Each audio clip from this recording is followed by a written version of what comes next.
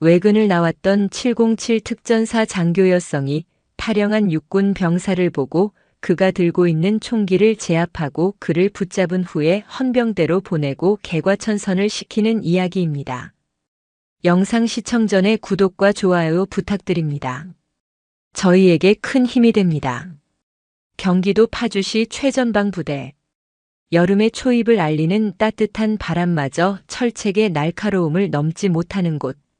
세상의 모든 소음이 삼켜진 듯한 정적 속에서 김민준 상병은 자신의 세상이 무너져 내리는 소리를 들었다. 그것은 총성도 포성도 아니었다. 자신의 등 뒤에서 갓잔타는 듯한 비웃음과 함께 구겨지는 편지지의 소리였다. 야, 김민준. 내 엄마 또 쓰러지셨냐? 아주 그냥 레퍼토리가 똑같아. 휴가 나가고 싶어서 아주 소설을 쓰는구나. 생활관의 실세 황병장이었다. 그는 방금 도착한 민준의 소포에서 어머니가 보낸 편지를 가로채 읽고는 병상에 누워 계신 어머니의 호소를 군 생활을 편하게 하려는 꾀병으로 치부해버렸다. 민준의 눈앞이 하얗게 변했다. 단 하나 남은 핏줄, 홀몸으로 자신을 키워내신 어머니는 실제로 위독했다. 심장 판막 질환이 악화되어 이번 달만 2번을 쓰러지셨고 아들이 보고 싶다는 애절한 마음을 담아 눌러 쓴 편지였다. 황 병장님 주십시오. 사실입니다. 민준의 목소리가 벌벌 떨렸다. 그러나 돌아온 것은 가슴팍을 강하게 밀치는 손길이었다. 사실? 군대에서 내 사정 안딱한 놈 누가 있어? 너 하나 봐주면 개나 소나 다 아프다고 들어누워. 정신 똑바로 안 차려? 주변의 분대원들은 그저 못 본 척 고개를 돌릴 뿐이었다. 간부에게 알려봤자 돌아오는 것은 선임과 잘 지내라는 공허한 메아리뿐이라는 것을 그들은 이미 학습으로 알고 있었다. 민주는 바닥에 떨어진 무참히 구겨진 편지를 집어들었다. 희미한 잉크 자국 위로 뜨거운 눈물이 뚝뚝 떨어졌다. 절망이 분노로, 분노가 이성적인 모든 것을 마비시키는 도구로 변하는 것은 한순간이었다. 그날 밤 당직 사관이 초저녁부터 술에 취해 자신의 책상에 엎드려 잠든 사이 민주는 보았다. 평소라면 2중 3중으로 잠겨 있어야 할 무기고의 열쇠 꾸러미가 당직 사관의 허리춤에서 위태롭게 흔들리는 것을. 아무도 내 말을 들어주지 않아. 어머니가 돌아가실지도 몰라. 이곳은 지옥이다. 수십, 수백 개의 생각이 머릿속을 스치고 지나갔다. 그러나 결국 남은 생각은 단 하나였다. 이 지옥을 벗어나야 한다. 어머니에게 가야 한다. 그러려면 나를 막는 모든 것들을 밀어낼 힘이 필요했다. 자정 넘어 모두가 깊은 잠에 빠진 시간. 민주는 유령처럼 일어나 당직 사관에게 접근했다. 곤히 잠든 그의 허리춤에서 열쇠를 빼내는 데는 10초도 걸리지 않았다. 심장이 발소리보다 더 크게 울렸다. 한 걸음 한 걸음 무기고로 향하는 그의 발걸음은 이미 군인의 것이 아니었다. 무기고의 묵직한 철문을 열자 차가운 강철과 화약 냄새가 그의 코를 찔렀다. 그는 망설임 없이 자신의 총번이 새겨진 K2 소총을 집어들었다. 그리고 탄약고에서 실탄 30발이 든 탄알집 2개를 챙겼다. 차가운 금속의 감촉이 오히려 들끓던 그의 마음을 기이하게 진정시켰다. 이것이 바로 힘이라고 그는 생각했다. 누구도 자신을 무시하지 못하게 할 힘. 부대 뒤편 가장 허술한 철조망을 넘어 민간인 통제 구역을 벗어나는 그의 등 뒤로 그가 3년 가까이 몸담았던 부대가 어둠 속에 잠겨 있었다. 그는 뒤돌아보지 않았다. 그의 눈은 오직 남쪽 어머니가 계신 서울을 향해 있었다. 그러나 그의 손에 들린 총구는 그의 의지와 상관없이 대한민국 전체를 향하고 있었다. 그렇게 한 청년의 비극은 국가의 비상사태로 변모하고 있었다. 타령 후 6시간이 흘렀다. 동트기 전에 푸르스름한 어둠이 세상을 감싸고 민주는 낯선 논두렁에 웅크린 채 가쁜 숨을 몰아쉬었다. 군복은 흙과 이슬로 축축했고 손에 든 소총은 밤사이 식어 섬뜩한 냉기를 뿜어냈다. 처음에 분노와 결기는 간데없고 이제는 지독한 피로와 막막한 불안감만이 그를 지배했다. 그는 무작정 남쪽으로 걸었다. 하지만 민간인 통제선 인근의 지리는 익숙지 않았다. 군용 지도도 나침반도 없는 그에게는 새벽의 별과 희미한 도로 불빛이 유일한 이정표였다. 차량 불빛이 보일 때마다 그는 본능적으로 몸을 숨겼다. 스쳐 지나가는 모든 사람이 자신을 잡으러 온 헌병으로 보였다. 탈영병이라는 주홍글씨가 이마에 새겨진 듯한 착각에 시달렸다. 배가 고팠다. 마지막으로 먹은 것은 부실하기 짝이 없던 부대 저녁 식사였다. 근처 민가에서 무엇이라도 훔칠까 하는 생각이 들었지만 차마 발이 떨어지지 않았다. 아직 그는 선량한 시민 김민준과 총을 든 탈영병 김민준 사이에서 아슬아슬한 줄타기를 하고 있었다. 같은 시각 임진각 평화누리공원에서 멀지 않은 작은 추모공원. 이서연 대위는 국화꽃 한 다발을 조용히 묘비 앞에 내려놓았다. 짙은 남색 민간인 복장 차림이었지만 허리를 꼿꼿이 세우고 예를 표하는 그녀의 모습에서는 군인 특유의 절도가 배어나왔다. 그녀는 대한민국 육군 707 특수임무단 소속 살아있는 전설로 불리는 인물이었다. 남군들도 기진맥진하는 특수훈련을 수석으로 이수하고 여러 비밀 작전에서 핵심적인 역할을 수행하며 얻은 명성이었다. 그러나 오늘 그녀는 화려한 명성을 모두 내려놓고 그저 딸의 모습으로 이곳을 찾았다. 십수년 전 불의의 사고로 동시에 세상을 떠난 부모님의 기일이었다. 아버지, 어머니, 저 서연이 왔어요. 이번에도 무사히 임무 마치고 건강하게 잘 지내고 있습니다. 하늘에서 보고 계시죠? 그녀의 목소리는 담담했지만 눈가에는 그리움이 짙게 배어 있었다. 군인이 된 것은 군인이셨던 아버지를 자랑스러워했던 자신과 그런 자신을 늘 응원해 주시던 어머니의 영향이 컸다.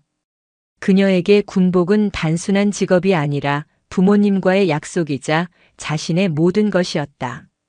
참배를 마친 그녀는 차에 올라 시동을 걸었다. 서울로 복귀하기 전 근처 카페에 들러 따뜻한 커피나 한잔할 생각이었다.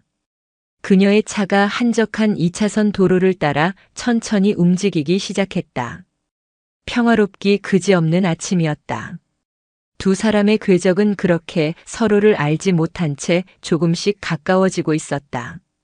한 명은 절망의 끝에서 사회를 향해 총구를 겨누려 하고 있었고 다른 한 명은 가장 존경했던 이들을 추모하며 평화로운 아침을 맞이하고 있었다. 운명의 실은 파주시의 한적한 도로 위에서 이 두 사람을 하나의 지점으로 엮어내기 시작했다. 민준이 허기와 탈진에 못 이겨 비틀거리며 도로변으로 나서는 순간 서연이 운전하던 차의 헤드라이트가 그를 비추었다. 기이그.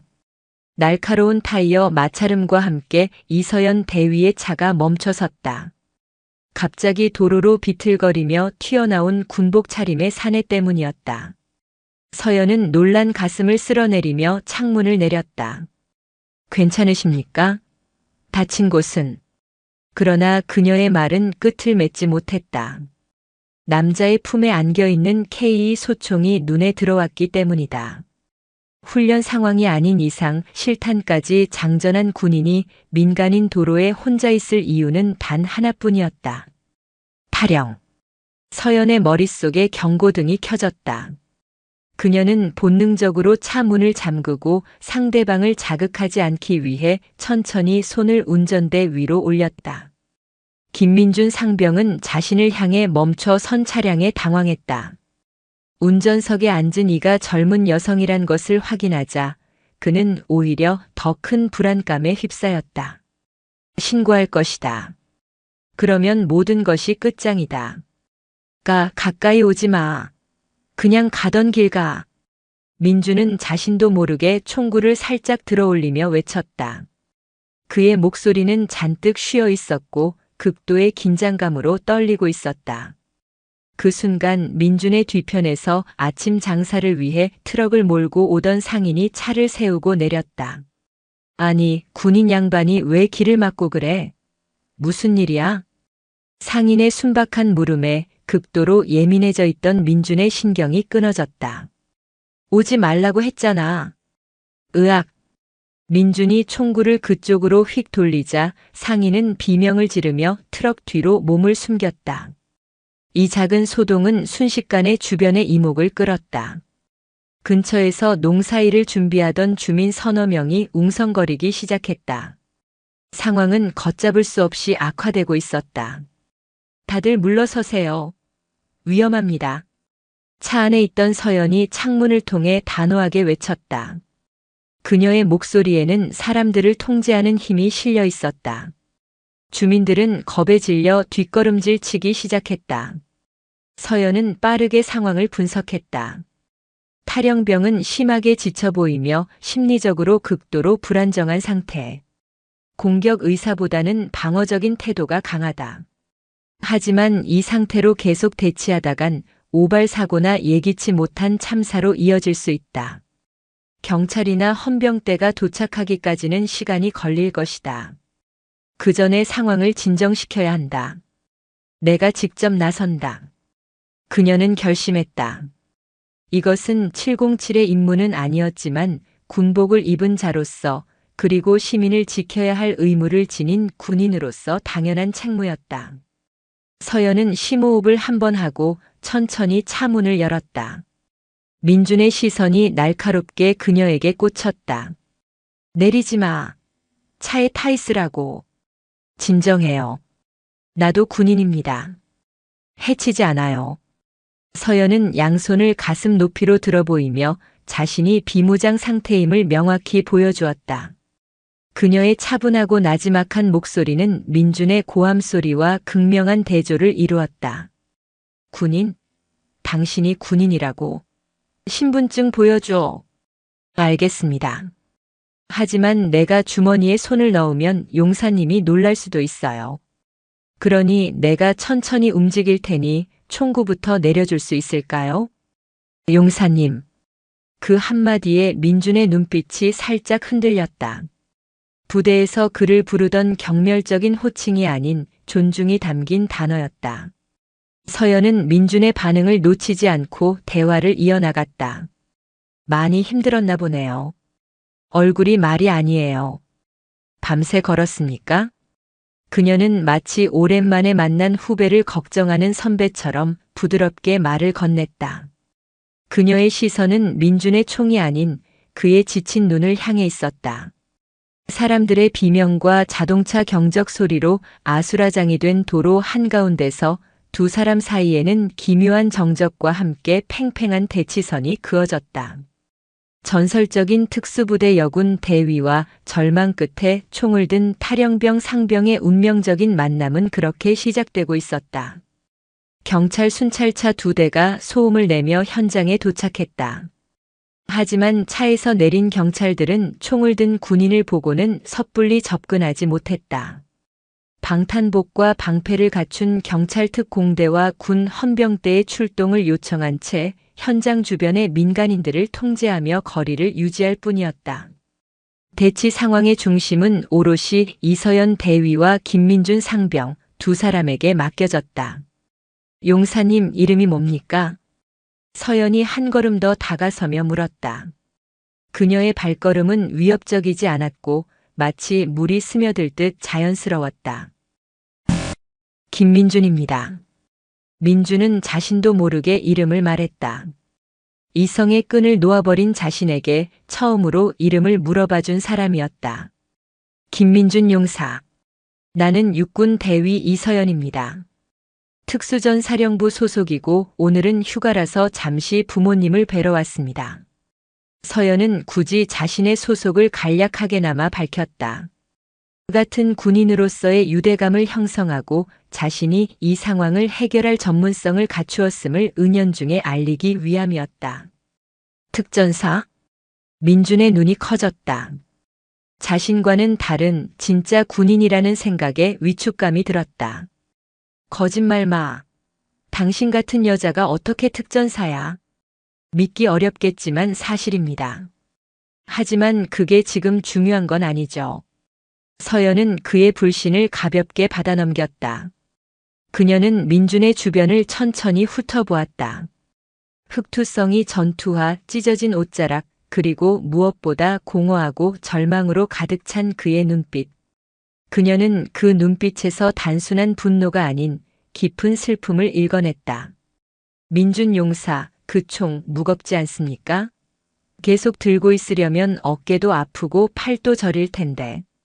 잠시 내려놓고 이야기하는 건 어때요? 아무도 용사님을 해치지 않아요.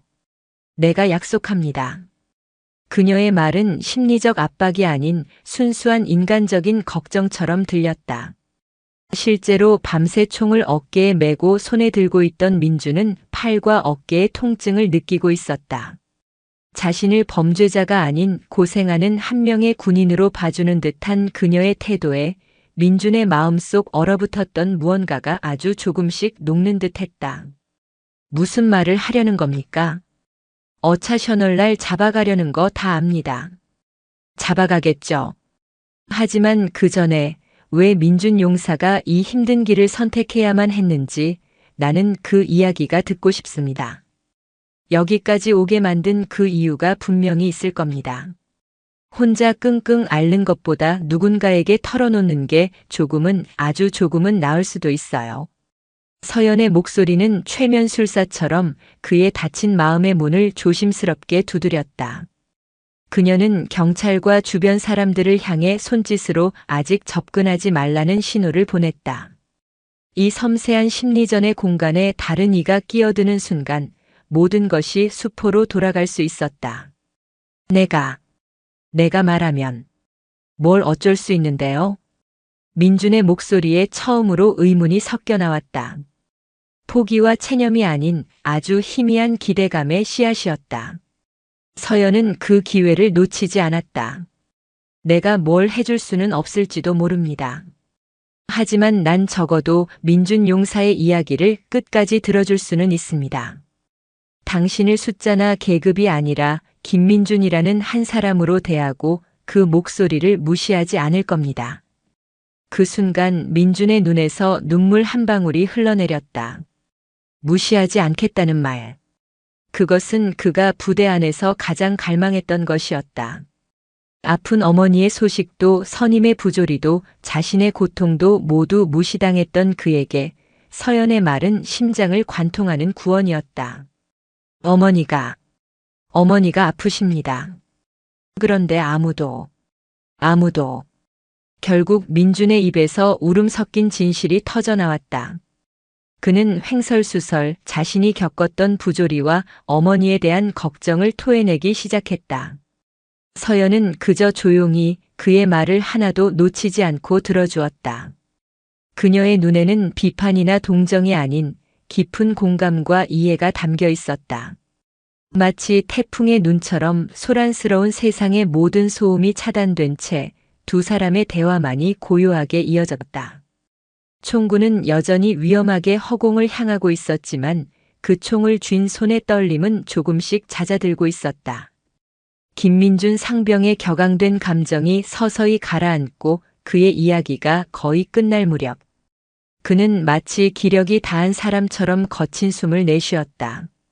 그의 손에 들린 K 소총의 총구가 힘없이 땅을 향해 있었다. 이서연 대위는 바로 그 순간을 포착했다. 민준 용사, 이제 그만 내려놓자. 어머니께서는 아들이 이렇게 위험한 상황에 처한 걸 원치 않으실 거야. 오히려 더 가슴 아파하실 거다. 지금이라도 바로잡고 다시 시작해야지. 그녀는 천천히, 아주 천천히 민준에게 다가갔다. 이제 두 사람의 거리는 불과 한 걸음. 민준은 더 이상 저항하지 않았다. 그는 서연의 눈을 보았다. 그 눈은 자신을 체포하려는 군인의 눈이 아니라 길 잃은 동생을 바라보는 누나의 눈과 같았다. 민준은 말없이 고개를 끄덕였다. 서연은 그의 어깨를 가볍게 두드려준 뒤 조심스럽게 그의 손에서 소총을 넘겨받았다. 차갑고 묵직한 강철 덩어리가 그녀의 손에 넘어오는 순간 지난 몇 시간 동안 대한민국 일부를 공포로 몰아넣었던 비상사태는 사실상 막을 내렸다. 서연은 즉시 소총의 탄알집을 분리하고 놀이쇠를 후퇴시켜 약실을 확인하며 안전조치를 완료했다.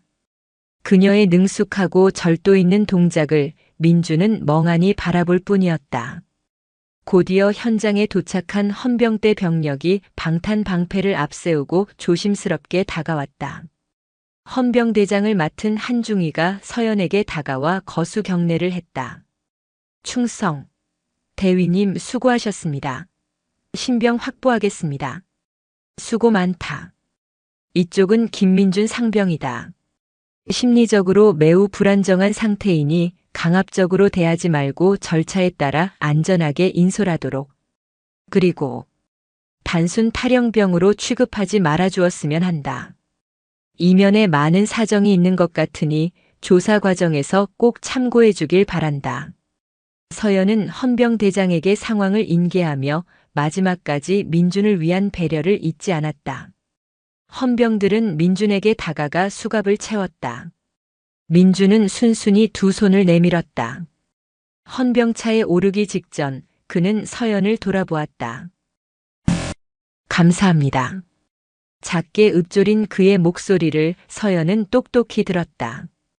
그녀는 말없이 고개를 끄덕여 주었다.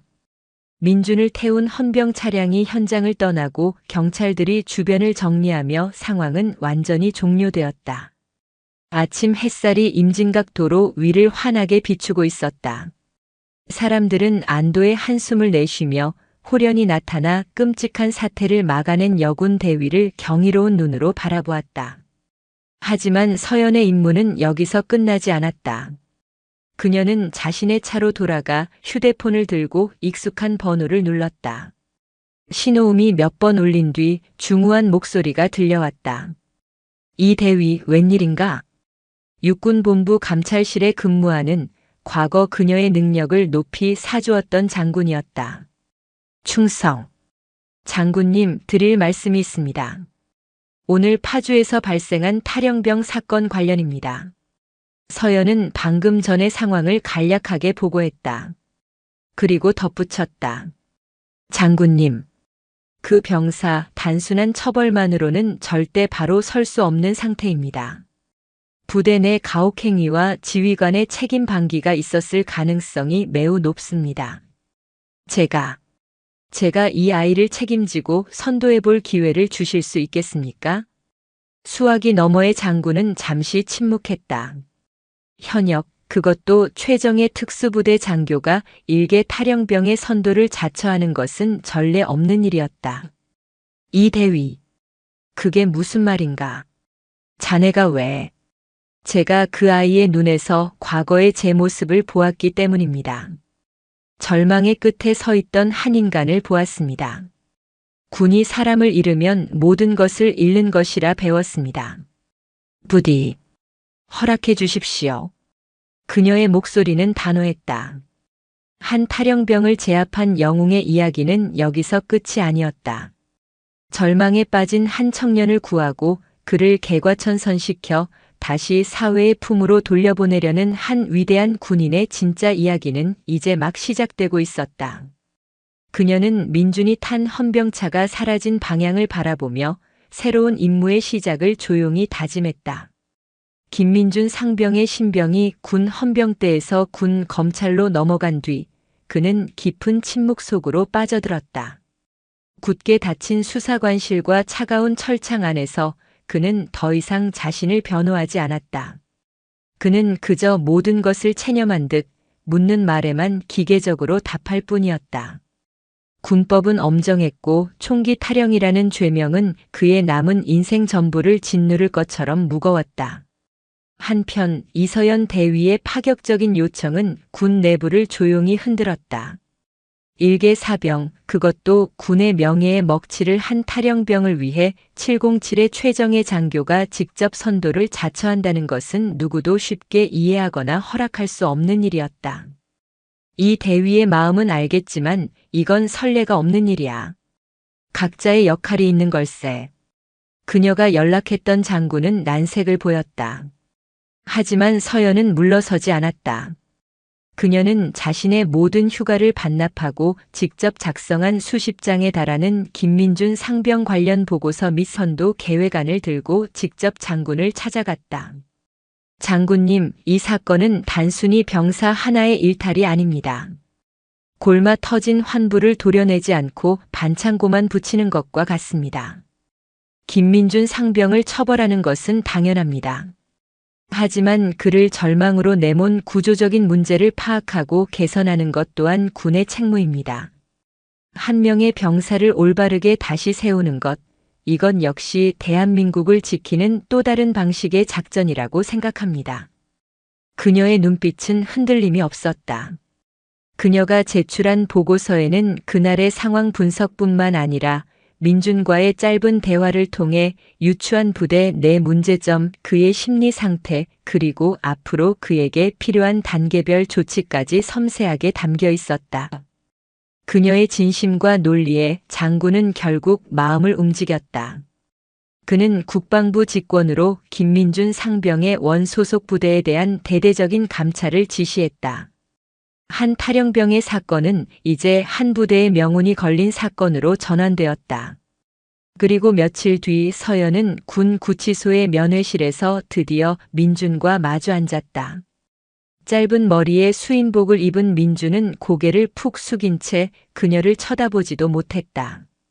나 때문에 대위님까지 곤란해지셨다는 이야기 들었습니다. 죄송합니다. 고개 들어라, 김민준. 내 걱정은 할 필요 없다. 내가 선택한 일이다. 서연의 단호한 말에 민준은 천천히 고개를 들었다. 그녀의 눈은 여전히 그를 비난하지 않고 똑바로 마주보고 있었다. 죗값은 치러야 한다. 내가 저지른 일은 분명히 잘못된 일이고 그로 인해 수많은 사람이 공포에 떨었다. 그 사실을 절대 잊어서는 안 돼. 하지만 서연은 잠시 말을 끊고 그의 눈을 깊이 들여다보았다. 그 죗값을 치르고 나면 다시 일어서야 한다. 내 인생은 거기서 끝이 아니야. 내가 약속하지.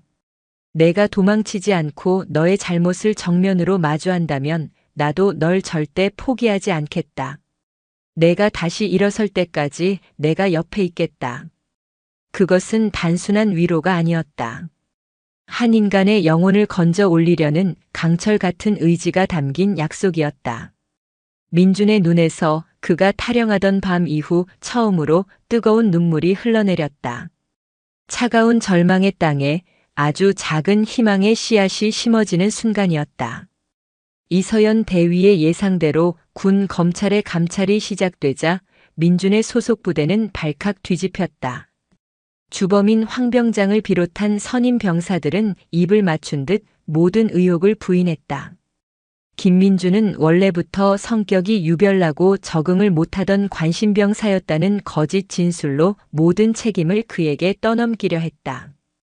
중대장과 소대장 역시 자신들의 경력에 흠집이 갈까 두려워 부조리를 묵인하고 그들의 거짓말에 동조했다. 하지만 진실은 영원히 감출 수 없는 법이었다. 총을 든 탈영병까지 발생한 이례적인 사건의 무게감과 특전사 여대위가 직접 나섰다는 소문은 부대의 젊은 병사들을 움직였다. 그동안 황병장의 폭언과 폭행에 시달리면서도 보복이 두려워 침묵했던 후임 병사 몇몇이 용기를 냈다. 한 이등병은 자신의 수첩에 몰래 기록해 두었던 황병장의 폭언 날짜와 내용을 증거로 제출했다. 또 다른 일병은 황병장이 민준의 편지를 찢고 모욕하는 장면을 목격했다고 증언했다. 결정적으로 민준과 동기였던 한 병사가 황병장이 사적인 용무로 자신들의 휴가와 외출을 통제하고 심지어 부모님과 통화하는 것까지 감시하고 괴롭혔다는 사실을 녹음한 파일을 군 검찰에 넘겼다. 판도라의 상자가 열리자 썩은 뇌가 진동했다. 황병장의 상습적인 가혹행위는 물론 이를 알면서도 방치하고 오히려 동조했던 간부들의 직무유기까지 모두 드러났다. 서연은 수사 과정에 직접 개입할 수는 없었지만 군 검사에게 자신이 파악한 민준의 심리 상태에 대한 소견서를 제출하며 수사의 방향을 잡는 데 간접적인 도움을 주었다. 그녀는 민준이 단순한 부적응자가 아니라 폐쇄적인 환경 속에서 지속적인 가스라이팅과 폭력에 노출되어 심리적 코너에 몰렸던 피해자임을 명확히 했다. 결국 모든 진실이 밝혀졌다. 주범 황병장은 상습 폭행, 가혹행위, 직권남용 등의 혐의로 구속되어 군사재판에 넘겨졌다. 중대장과 소대장은 지휘 책임을 물어보직 해임되었고 중징계를 피할 수 없게 되었다. 썩어있던 부대의 근원은 그렇게 도려내졌다. 이 소식은 구치소에 있던 민준에게도 전해졌다. 그는 자신의 행동이 정당화될 수 없음을 알았지만 자신의 고통이 망상이 아니었음을, 세상이 자신의 목소리를 들어주었음을 확인하며 소리 없이 눈물을 흘렸다. 군사법원의 법정은 엄숙하고 무거웠다. 피고인석에 선 김민준은 더 이상 도망치거나 분노하지 않았다. 그는 자신의 죄명 초소이탈, 군무이탈, 군용물 절도이 호명될 때마다 담담하게 인정합니다라고 답했다. 재판의 하이라이트는 증인으로 출석한 이서연 대위의 증언이었다. 군복을 단정하게 차려입고 증인석에 선 그녀에게 모든 사람의 시선이 쏠렸다. 검사가 물었다. 증인은 피고인이 사회에 큰 위협이 되었다고 생각하지 않습니까? 그렇습니다. 피고인의 행동은 어떠한 이유로도 용납될 수 없으며 그로 인해 시민들이 느꼈을 공포에 대해서는 저 또한 군인의 한 사람으로서 깊은 사죄의 말씀을 드립니다. 그녀는 민준을 감싸지 않았다. 그의 죄를 명확히 인정했다. 하지만 이어진 그녀의 말은 법정의 공기를 바꾸었다. 하지만 저는 그날 총을 든 괴물이 아니라 절벽 끝에 서 있는 한 아이를 보았습니다. 그의 손은 총을 쥐고 있었지만 그의 눈은 살려달라고 외치고 있었습니다. 한 송이 꽃도 햇빛과 물과 바람이 없으면 시들어버립니다. 김민준 상병이라는 한 청년에게 우리 군은 과연 따뜻한 햇빛과 깨끗한 물을 제공했는지 되돌아보아야 합니다. 그녀는 민준이 겪었던 일들과 그가 진심으로 뉘우치고 있다는 점, 그리고 재활의 의지가 누구보다 강하다는 점을 차분하지만 힘있는 목소리로 증언했다. 그녀의 증언은 단순한 사실 전달을 넘어 법과 원칙 속에 가려진 사람을 보게 하는 울림이 있었다. 최종 판결의 날. 재판장은 판결문을 읽어 내려갔다. 부대 내 가혹행위와 지휘관의 책임이 정상 참작 사유로 인정되었고 이서연 대위의 증언이 결정적인 영향을 미쳤다. 그는 실형을 피할 수는 없었지만 예상보다 훨씬 가벼운 징역 2년을 선고받았다. 판결이 끝난 후 서연은 교도관의 배려로 잠시 민준을 만날 수 있었다. 죄송합니다. 그리고 감사합니다. 이제 시작이다. 김민준. 내가 짊어져야 할 속죄의 무게다. 비겁하게 외면하지 말고 정직하게 그 무게를 견뎌내라. 서연은 그에게 작은 책 한 권을 건넸다. 그리고는 담담하게 말했다. 내 어머니는 내가 잘 돌봐드리고 있겠다. 군 병원으로 옮겨서 필요한 치료를 모두 받으실 수 있도록 조치했다. 그러니 너는 너 자신을 바로 세우는 데만 집중해라. 2년 뒤 완전히 다른 사람이 되어 내 앞에 나타나길 바란다. 민준은 더 이상 울지 않았다. 그는 책을 쥔 손에 힘을 주며 굳은 결심이 선 눈으로 서연을 향해 깊이 고개를 숙였다. 2년이라는 시간은 그에게 벌이 아니라 기회로 주어졌다. 교도소의 시간은 느리게 흘러갔다. 김민준에게 주어진 2년은 자신을 파괴했던 과거와 단절하고 새로운 자신을 건설해야 하는 시간이었다. 그는 처음 몇 달간 깊은 무력감과 싸워야 했다. 하지만 그의 곁에는 보이지 않는 이서연 대위가 있었다. 그녀는 바쁜 훈련과 임무 속에서도 한 달에 한 번 그에게 편지를 보냈다. 편지에는 꾸지람이나 가르침 대신 세상 돌아가는 이야기, 그녀가 읽은 책의 감명 깊은 구절, 그리고 너는 잘 해낼 수 있다는 짤막한 응원이 담겨 있었다. 그녀가 보내주는 책들은 민준의 유일한 세상과의 창구였다. 그는 역사, 철학, 문학을 닥치는 대로 읽으며 자신이 얼마나 좁은 세상에 갇혀 살았는지 깨달았다. 분노와 피해의식으로 가득했던 그의 내면이 단단한 사유와 성찰로 조금씩 채워져 갔다. 그는 교도소 내에서 시행하는 용접 기술 교육에 지원했다. 뜨거운 불꽃과 쇠를 다루며 땀 흘리는 동안 그는 자신의 죄를 녹여내고 새로운 형태를 만드는 듯한 기분을 느꼈다. 그는 누구보다 성실하게 기술을 익혔고 마침내 용접 기능사 자격증을 취득했다. 틈틈이 공부해 고등학교 졸업 검정고시에도 합격했다. 그의 변화는 주변 사람들도 느끼고 있었다. 처음에는 그를 총 들고 타령한 놈이라며 경계하던 재소자들도 묵묵히 자신의 길을 가며 남을 돕는 그의 모습에 조금씩 마음을 열었다. 시간이 흘러 민준과 서연의 관계도 변해갔다. 서연은 가끔 면회를 왔다. 둘의 대화는 더 이상 과거의 사건에 머무르지 않았다. 미래에 대한 이야기, 꿈에 대한 이야기를 나누었다. 나가면 용접 기술자로 평범하게 살고 싶습니다. 땀 흘려번 돈으로 어머니 호강시켜드리고, 그리고 저처럼 마음이 아픈 청소년들을 위해 작게나마 봉사도 하고 싶습니다. 민준의 말에 서연은 처음으로 그에게 환한 미소를 보여주었다. 훌륭한 생각이다.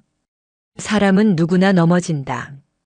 중요한 건 넘어진 자리에서 뭘 집어들고 일어나느냐는 거다. 너는 아주 중요한 걸 주었구나. 2년의 시간이 거의 다 흘렀을 때 민준은 더 이상 과거에 유약하고 분노에 차있던 청년이 아니었다. 그의 눈빛은 깊어졌고 그의 어깨는 넓어졌으며 그의 손은 기술자의 굳은 살로 단단해져 있었다. 그는 기나긴 속죄의 터널 끝에서 마침내 한 줄기 빛을 보고 있었다. 2년 후 초여름의 햇살이 눈부신 아침. 교도소의 육중한 철문이 열리고 김민준이 세상 밖으로 걸어 나왔다. 2년 전과 같은 계절이었지만 그의 마음은 완전히 달랐다. 문 앞에는 군복이 아닌 수수한 민간인 복장 차림의 이서연이 조용히 서 있었다. 그들이 처음 만났던 그날처럼. 나왔구나. 네. 대위님. 아니, 누나. 어색하지만 진심이 담긴 호칭에 서연의 입가에 옅은 미소가 번졌다. 둘은 별다른 말 없이 나란히 걷기 시작했다. 가장 먼저 찾아간 곳은 어머니가 계신 병원이었다. 꾸준한 치료로 건강을 많이 회복한 어머니는 완전히 다른 사람처럼 늠름하고 건강해진 아들을 보고 하염없이 눈물을 흘렸다. 민주는 어머니의 주름진 손을 잡고 그동안 하지 못했던 말을 전했다. 사랑해요, 엄마. 이제 제가 지켜드릴게요. 몇 달 후 민주는 작은 공업단지의 용접공으로 취직했다. 그의 성실함과 뛰어난 기술은 금세 인정받았다. 그는 주말이면 청소년 쉼터를 찾아 방황하는 아이들에게 자신의 경험을 이야기해주며 멘토 역할을 자처했다. 자신의 과오를 부끄러워하며 숨기보다 그것을 거울 삼아 다른 이들이 같은 실수를 반복하지 않도록 돕는 길을 택한 것이다. 어느 저녁 쉼터에서 아이들과 함께 웃으며 저녁 식사를 준비하던 민주는 문득 창밖을 보았다. 길 건너편에서 한 여인이 그 모습을 잠시 지켜보다가 조용히 발걸음을 돌리는 것을. 이서연이었다. 그녀는 그의 삶에 더 이상 직접 개입하지 않았다. 그가 스스로의 힘으로 피워낸 꽃을 멀리서 지켜봐주는 것으로 자신의 역할을 다하고 있었다. 그 순간 서연의 휴대폰이 짧게 진동했다. 새로운 임무를 알리는 문자였다. 그녀의 삶은 여전히 국가와 국민을 위한 최전선에 있었다. 그녀가 막 돌아서려 할 때 그녀의 휴대폰에 새로운 메시지가 도착했다. 민준에게서 온 것이었다. 누나, 저 잘 지내고 있습니다. 항상 감사합니다. 덕분에 저라는 사람이 다시 태어났습니다. 어디에 계시든 항상 건강하십시오. 충성. 서연은 메시지를 읽고 조용히 미소 지었다. 그녀는 답장 대신 휴대폰을 주머니에 넣고 어둠이 내리기 시작하는 도시의 불빛 속으로 걸어갔다. 한 사람의 진심 어린 관심과 공감이 총구 끝에 매달려 있던 절망을 희망으로 바꾸어 놓았다.